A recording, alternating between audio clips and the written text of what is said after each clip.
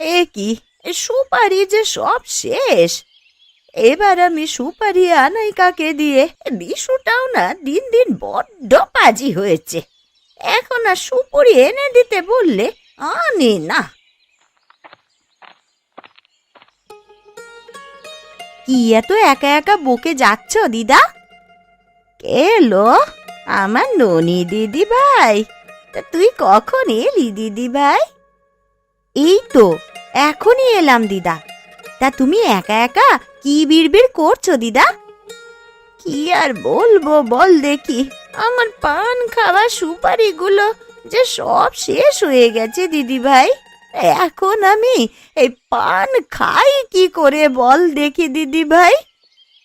ও, এই কথা। আর আমি ভাবলাম তুমি কি না কি বলে যাচ্ছ একা একা। এই নাও দিদা, তোমার জন্য মুখুজ্জে বাড়ির গাছ থেকে সুপারি কুড়িয়ে নিয়ে এলাম। আরে দিদি ভাই, তুই তো কাজের কাজ করেছিস রে একদম। আর মুখুজ্জে বাড়ির সুপারি তুই পেলি কিভাবে? ও বাড়িতে তো কেউ সহজে ঢুকতে পারে না। জানোই তো দিদা, সবার জন্য যেটা কঠিন ননির জন্য সেটা একদম সহজ। তোমায় এত কিছু ভাবতে হবে না। এই সুপারি দিয়ে তোমার বেশ কিছুদিন ভালোভাবে চলে যাবে। তা আজকে হোটেলের রান্না করিসনি দিদি ভাই? সকাল সকাল তুই আমার বাড়িতে, তা হোটেলের রান্না করবি কখন? সে আমি সকাল ভোরে উঠেই সব রান্না করে দিয়ে এসছি দিদা। বাবা তো সেই সকালে উঠেই হোটেল খুলতে চলে গেছে। সেই জন্যই তো বলি, সকাল সকাল ননি আমার বাড়িতে এলো কিভাবে? এখন আমায় একটা পান বানিয়ে খাওয়াও তো দিদা। তোমার হাতের পান খাই না অনেক দিন হলো। ঠিক আছে, তুই বস, আমি এক্ষুনি পান বানিয়ে দিচ্ছি। আজ দুজনে বসে পান খাবো আর গল্প করব।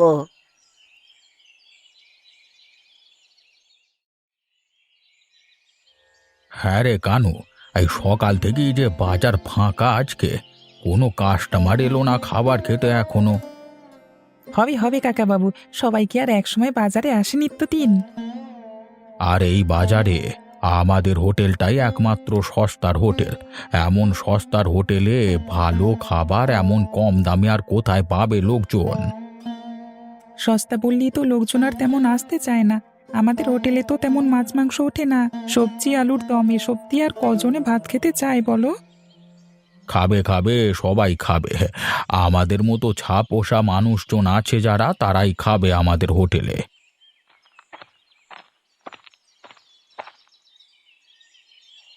কি গো হারান দাদা, আজকে দেখছি সকাল সকাল এসে হোটেল খুলে বসেছো। আজকে কি রাতে ঠিক মতো ঘুমায়নি নাকি? আরে না রে গোপাল, সকালে উঠেই দেখি ননিমা সব রান্না করে রেখেছে, তাই ভাবলাম দেরি না করে চলে আসি। হ্যাঁ, তা বেশ ভালোই করেছো দাদা। তোমার হোটেল আছে বলেই আমরা সকলে দুমুঠো ভাত খেতে পারি সকালের দিকে। তা কোথা থেকে আসলি রে পাগল? এত সকালে তো তুইও বেরোস না।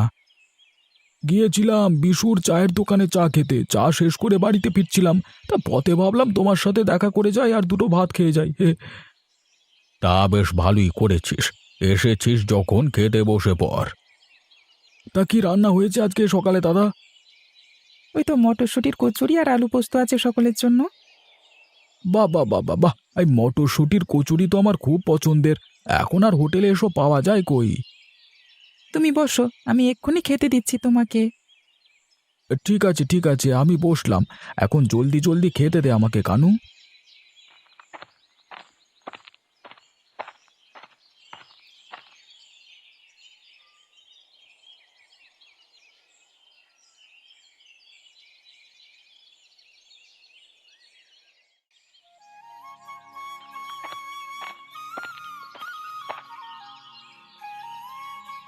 ননি, ও ননি, বাড়িতে আছিস নাকি? বলি বাইরে আয় বোন একবার।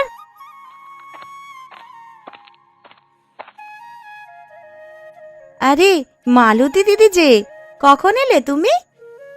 এই তো এখনই এলাম রে। এই ভর দুপুরবেলায় তুই ঘরে বসে কি করছিলি? ঘরে বসেছিলাম না গো দিদি, আমি তো গিয়েছিলাম গয়া দিদার বাড়িতে। সেখান থেকে এসেই ঘরে ঢুকলাম এই মাত্র। তো এই দুদিন তুমি কোথায় ছিলে? শরীরটা খুব একটা ভালো ছিল না রে বোন, দুদিন ধরে ঠান্ডা জ্বর ছিল, তাই তো কোথাও বের হতে পারিনি। তুমি না আসায় বাবা আবার বাজার থেকে সবজি কিনে নিয়ে এসেছে এই দুদিন। তা সে ভালোই করেছে, হোটেল তো চালাতে হবে নাকি। আজকে সকাল থেকে শরীরটা একটু ভালো লাগছে, তাই তো সবজি নিয়ে বের হলাম রে। তাই সকালবেলায় তুমি কিছু খেয়েছো নাকি না খেয়েই বেরিয়েছো?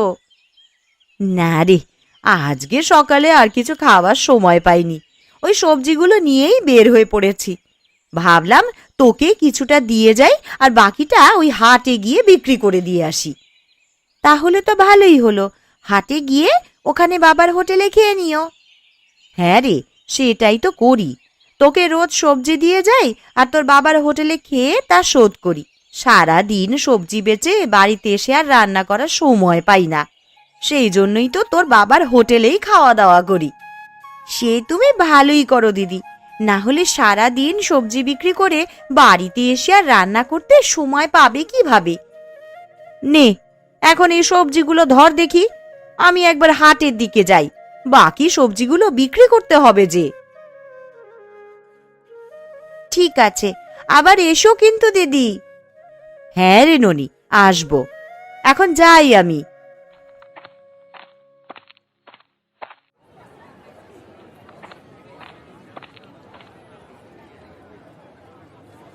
কিরে মালতী, এতদিন কোথায় ছিলিস তুই? আর বলো না বিমলদা, শরীরটা খুব খারাপ ছিল এই দুদিন, জ্বর আর ঠান্ডা কাশির জন্য বিছানা থেকে উঠতেই পারিনি দুদিন। তা আজ শরীরটা ভালো লাগছে দেখেই চলে এলাম। আমি বিধবা মানুষ, সবজি না বেচলে খেতে দেবে কে আমায়? তা তুই ঠিকই বলেছিস, তাছাড়া তোর ছেলেটাকেও তো লালন পালন করতে হবে নাকি? সেই জন্যই তো হাজার কষ্ট হলেও হাল ছাড়ি না দাদা, ছেলেটাকে মানুষ করার জন্যই তো আমার যত কষ্ট। তা গোপাল দাদা আসেনি আজকে? না, সে তো এখনো এলো নে। সকালবেলায় দেখলাম হারান কাকার দোকানে খাবার খাচ্ছে, পরে তো আর দেখলাম নে। তার তো চলে ফিরে খাবার মতন উপায় আছে, ও একদিন বেচা কেনা না করলেও চলে, কিন্তু আমাদের তো আর সেই উপায় নেই দাদা। তা তুই ঠিকই বলেছিস রে বোন, একদিন বেচা কেনা না থাকলে যে আমাদের হাঁড়িতে চাল ওঠে না। তা তোর ছেলে ঠিক মতো স্কুলে যায় তো? হ্যাঁ দাদা, তা যায়, ছেলেটাকে নিয়েই তো আমার জীবন। পড়ালেখা করে মানুষের মতন মানুষ করতে পারলেই আমি বাঁচি। দুপুরে কিছু খেয়েছো তুমি? না রে, বেচা কেনার চাপে সে ফুসরত হয়ে ওঠেনি। ভাবলাম একটু পরে ভিড় কমলে গিয়ে দুটো খেয়ে আসবো হারান কাকার হোটেল থেকে। এখন তো চাপ নেই তেমন, চলো দুজনে খেয়ে আসি। আমিও সকাল থেকে আজ কিছুই খাইনি। এখনই যাবি? এখন তো মানুষজনের চাপ নেই তেমন বাজারে, একটু পরেই আবার মানুষজন সব আসা শুরু করবে, এখন গিয়ে খেয়ে আসাই উত্তম হবে। ঠিক আছে, চল তাহলে খেয়ে আসি। হ্যাঁ হ্যাঁ, তাই চলো।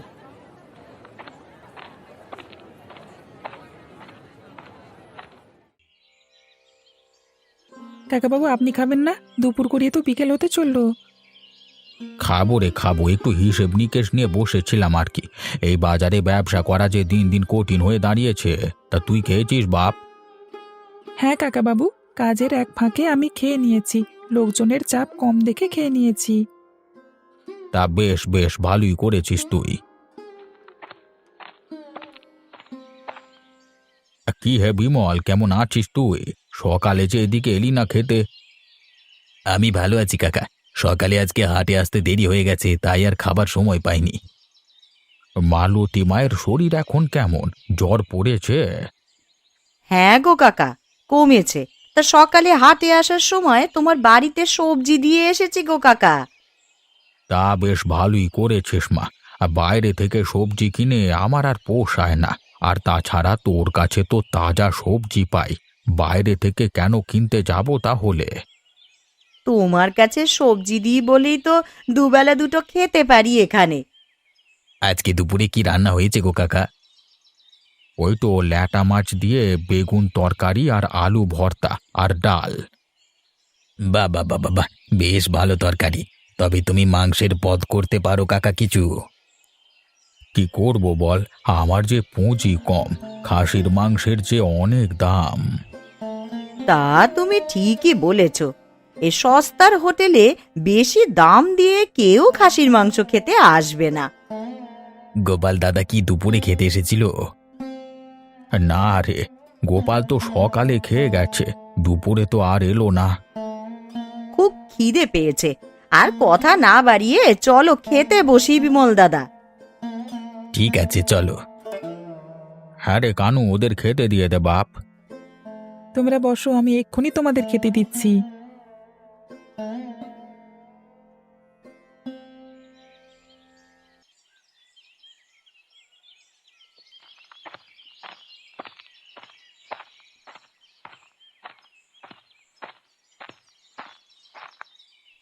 কি গো হারান দাদা, হোটেল বন্ধ করে দিয়েছো নাকি? হ্যাঁ রে মদন, বেচা কেনা তো শেষ ভাই, তাই ভাবলাম বাড়িতে চলে যাই। বয়স হচ্ছে, এখন বেশি রাত হলে আর চোখে দেখতে পাইনি তো। তা ব্যবসা কেমন চলছে তোমার? বিধাতার দয়ায় ভালোই চলছে, তবে ইদানিং সব খাসির মাংসের ঝোল খেতে চায় রে মদন। তাহলে তো ভালোই, তুমি খাসির মাংস নিয়ে মাংসের ঝোল করলি তো আরো। আমি গরিব মানুষ, কোনো রকমে দুটো ডাল ভাত বেচে আমার সংসার চলে। এত দাম দিয়ে খাসির মাংস কিনে ব্যবসা করা যে আমার পক্ষে কঠিন। সে তুমি ঠিকই বলেছো দাদা, অত টাকা দিয়ে মাংস কিনে তোমার পোষাবে বলে মনে হয় না। সেই জন্যই তো চিন্তায় পড়ে গেলাম। তা তোর দোকানে খাসির মাংসের কেজি কত করে রে মদন? ওই তো 300 টাকা করে। সারাদিনে আমার বেচা কেনা হয় 450 টাকা। এই 300 টাকা দিয়ে মাংস কিনলে আর বাকি জিনিসপত্র কিনবো কি করে আমি? সেটাই তো কথা, জিনিসপত্রের দাম তো দিন দিন আকাশে ছোঁয়া হয়ে যাচ্ছে। সেই জন্যই তো কি আর করব ভেবে পাচ্ছি নে। এসব নিয়ে তুমি ভেবো না দাদা, সস্তায় মাংস এলে আমি তোমাকে খবর পাঠাবো, তখন সস্তায় কিনে খাসির মাংসের ঝোল তুমি করো, কেমন? ঠিক আছে, কোনো উপায় হলে আমাকে জানাস। ঠিক আছে দাদা, জানাবো। এখন তাহলে আমি যাই, কেমন? ঠিক আছে যা, আমিও বাড়িতে গিয়ে দুটো খেয়ে বিশ্রাম নেব। সারাদিন অনেক ধকল গেছে শরীরের ওপর।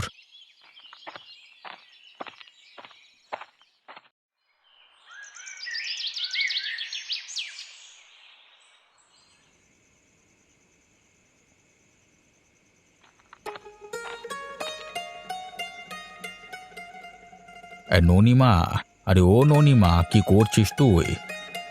এই তো বাবা, সকালের রান্নার জন্যে তরকারিগুলো কেটে রাখছি, যেন সকাল হলে তাড়াতাড়ি রান্না শুরু করে দিতে পারি। বেশ বেশ, তুই না থাকলে আমার ঘরটা যে অন্ধকার হয়ে যাবে রে মা। তুই যে রূপে গুণে আমার ঘরের লক্ষ্মী, তোর বিয়ে হলে আমি তোকে ছেড়ে থাকবো কি করে মা? একদম এইসব কথা বলে মন খারাপ করবে না তো বাবা। আমি তোমাকে ছেড়ে কোথাও যাব না, আমি এখানেই থাকবো তোমার কাছে। তা বললে কি আর হয় মা? মেয়ে হয়ে জন্মেছিস, বিয়ে করে অন্যের ঘরে তো যেতেই হবে। সে যখন হবে তখন দেখা যাবে, তুমি এত চিন্তা করো না তো বাবা। চিন্তা কি আর সাধে করি রে মা? মা মরা মেয়ে তুই আমার একমাত্র, তোকে নেই তো আমার সব। তোমার মুখটা অমন শুকনো লাগছে কেন বাবা? তুমি বুঝি দুপুরে কিছু খাওনি? না রে মা, হিসেব নিকেশ করতে করতে আর সময় পাইনি খাওয়ার। সেই জন্যই তো তাড়াতাড়ি বাড়ি ফিরে এলাম, তোর সাথে বসে দুটো ভাত খাবো বলে। এটা কিন্তু ভারী অন্যায় বাবা। রোজ রোজ তোমাকে আর কতবার বলবো আমি যে না খেয়ে থাকা শরীরের জন্য ভালো নয়। আমার একটা কথাও তুমি যদি শুনতে।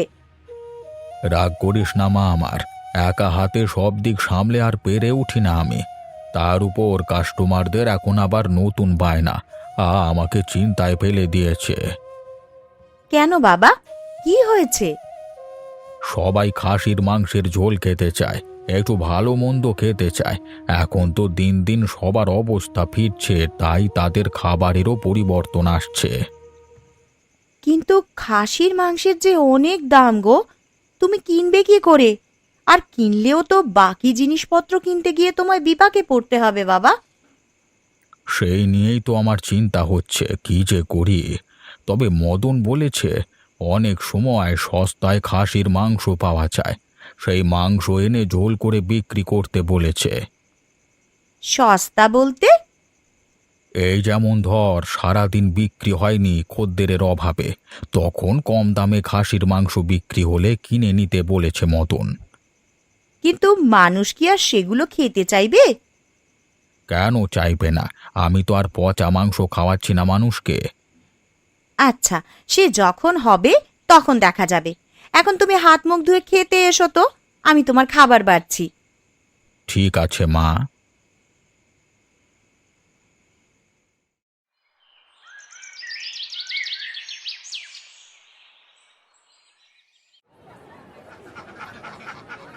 কিরে মালতী, আজকে যে বড্ড সকাল সকাল চলে এসেছিস তুই? আরে কি করবো দাদা বলো, সকালেই ঘুম ভেঙে গেল, তাই উঠেই শাকসবজি নিয়ে ভাবলাম একেবারে হাটে চলে আসি। তা বেশ ভালো করেছিস। তা বিমল কই? বিমলকে দেখছি না যে। বিমল দাদা তো এখনো আসেনি, বোধহয় মাছ ধরে ফিরতে দেরি হচ্ছে। তা গতকাল তুমি কোথায় ছিলে? জিনিসপত্র নিয়ে এলে না যে?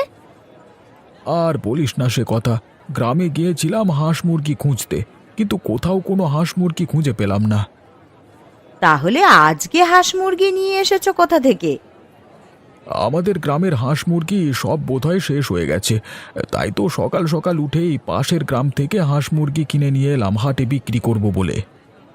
তা বেশ ভালো করেছো দাদা।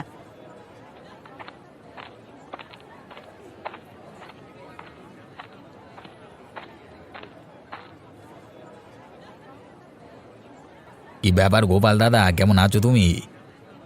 আমি ভালো আছি রে বিমল, তুই কেমন আছিস? আমিও ভালো আছি। তোমার আজ আসতে এত দেরি হলো কেন বিমল দাদা? মাছ ধরে ফিরতে আজকে দেরি হয়ে গেছে রে। তোমরা সকালে খেয়েছো? না গো, আমি খাইনি। তোমরা খেয়েছো? না রে, আমিও খাইনি তো। চলো তাহলে হারান কাকার হোটেল থেকে খেয়ে আসি। হ্যাঁ হ্যাঁ, তাই চল, আমারও খুব খিদে পেয়ে গেছে।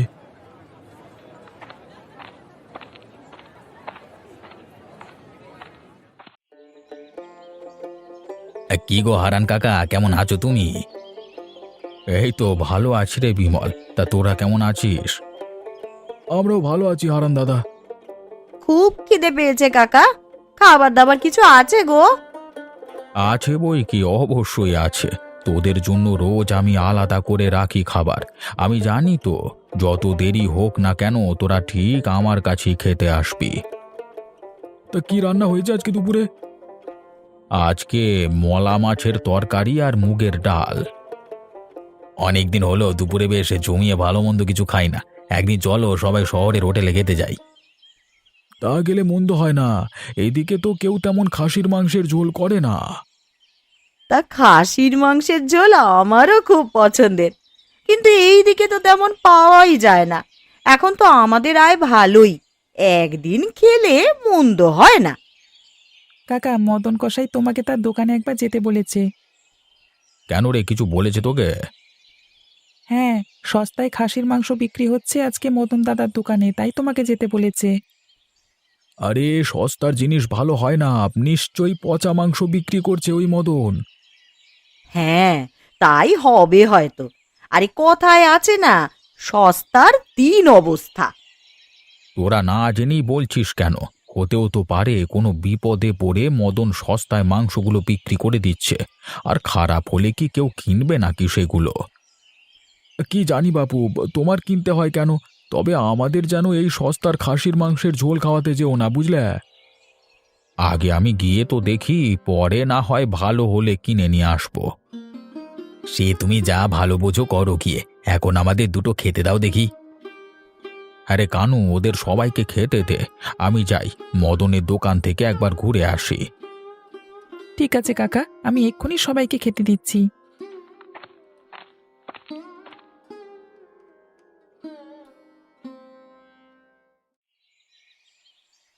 কি ব্যাপার হলো?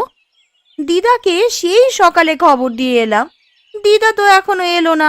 আমি তো খাসির মাংসের ঝোল রান্নাই করতে পারি না।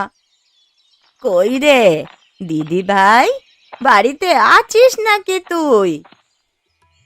হ্যাঁ গো দিদা, তোমার এখন আসার সময় হলো বুঝি? আমি সেই কখন থেকে পথ চেয়ে চেয়ে মাংস কাটতে বসে পড়লাম। তা বেশ ভালোই করেছিস দিদি ভাই। আমি আবার গিয়েছিলাম ওই কিছু মশলা আনতে, ওই তাতেই আমার একটু দেরি হয়ে গেল। সে কি গো দিদা, বাবা তো মাংস রান্নার সব মশলা এনে দিয়েছে, তুমি আবার কি মশলা নিয়ে এসেছো? আছে রে আছে, এটা হলো ওই গিয়ে গাছের একটা মশলা, যার নাম চুই ঝাল। এইটা দিয়ে আমার মা ঠাকুমারা খাসির মাংসের ঝোল রান্না করত। কি যে মজা লাগতো রে দিদি ভাই। আজ দেখবো দিদা তোমার হাতের খেলা। খুব তো শুনে এসেছি এই 5 গায়ের মধ্যে তোমার মতন কেউ নাকি খাসির মাংসের ঝোল রান্না করতে পারে না। তাই একবার খেলেই বুঝতে পারবি দিদি ভাই, লোকে সত্যি বলে নাকি মিথ্যে। আমার মাংস কাটা শেষ, এবার রান্নাঘরে চলো দিদা, আমরা রান্নাটা শুরু করি। একটু বাদেই এবার কানু আসবে তরকারি নিতে। ঠিক আছে, চল দিদি ভাই, আমরা শুরু করি বরং।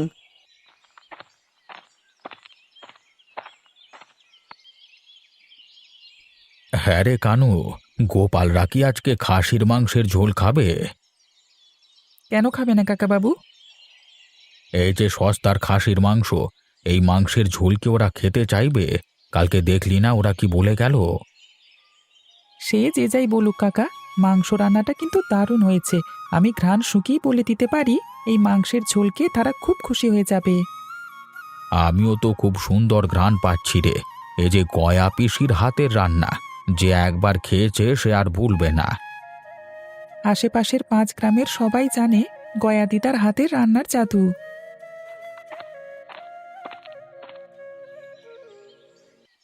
কি গো হারান দাদা, দুপুরে রান্না বান্না হয়েছে আজকে?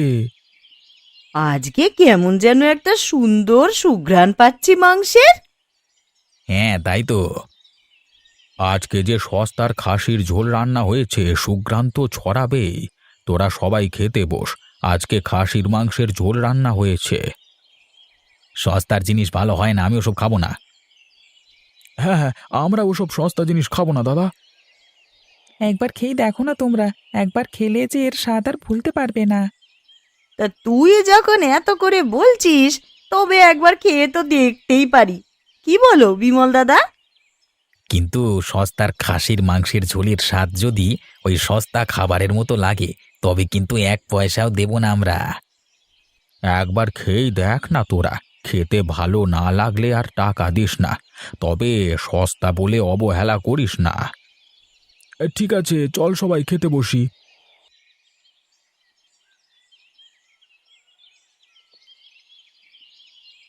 আহা, কি সুস্বাদু খেতে হয়েছে গো। এই স্বাদ যেন জিভে লেগে থাকার মতন। একদম ঠিক বলেছিস মালতী, সস্তা বলে আমি তো ভেবেছিলাম এই মাংসের ঝোল মুখেই তোলা যাবে না। আমরা ভুল ভেবেছিলাম, সস্তা হলেই যে সেই জিনিস খারাপ হবে তা ভাবা আমাদের মোটেই ঠিক হয়নি। এবার বুঝলি তো তোরা, সস্তা হলে সব জিনিস খারাপ হয় না। অনেক সময় সস্তা জিনিসের মধ্যে লুকিয়ে থাকে অনেক ভালো কিছু, যা শুধু সঠিক কাজে লাগানো দরকার, সঠিক হাতের দ্বারা।